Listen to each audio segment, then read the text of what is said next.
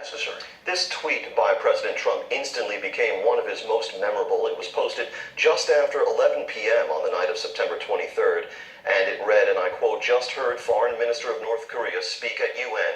If he echoes thoughts of Little Rocket Man, they won't be around much longer." General, did you receive advance warning that that tweet was going to go out?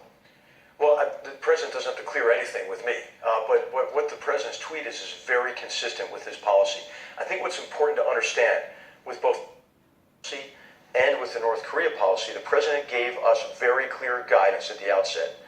We delivered, as the national security team, multiple options to the president, had broad-ranging discussions.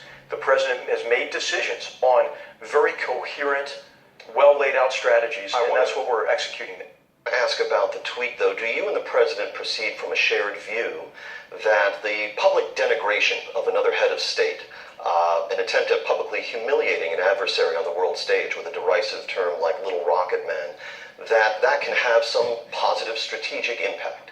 I think what the real danger is, in terms of communicating with Kim Jong-un, is that if he doesn't understand how serious we are about his behavior and the behavior of the regime.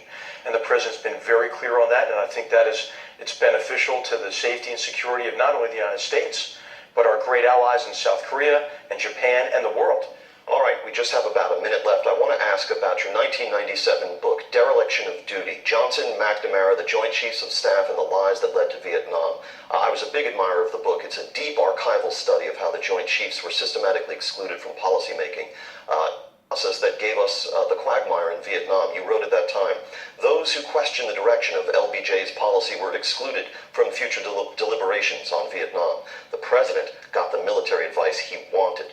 So, having made wartime dysfunction on the National Security Council your area of academic study, how do you apply the lessons you learned about the process in the Vietnam era to the running of the National Security Council today? Well, it was a real gift to be able to study the National Security Council and decision-making within that National Security Council and its interaction with the president from a historical perspective. And I think history can't give you the answer to today's problems, but it can help you maybe avoid some mistakes of the past. So it really highlighted for me what we owe the president within the National Security Council is to coordinate and integrate efforts across all our departments and agencies and provide the president with multiple options that are based on clearly articulated goals and objectives that we derive from an understanding of vital interests, U.S. vital interests. Any policy stakeholders with equities in the process today who would complain that they've been excluded in any way under H.R. McMaster? No, what we have done is we are running a fully transparent process that empowers the president's very talented cabinet to bring forward to him their best assessments and their best recommendations. And what the president does is he asks very tough questions.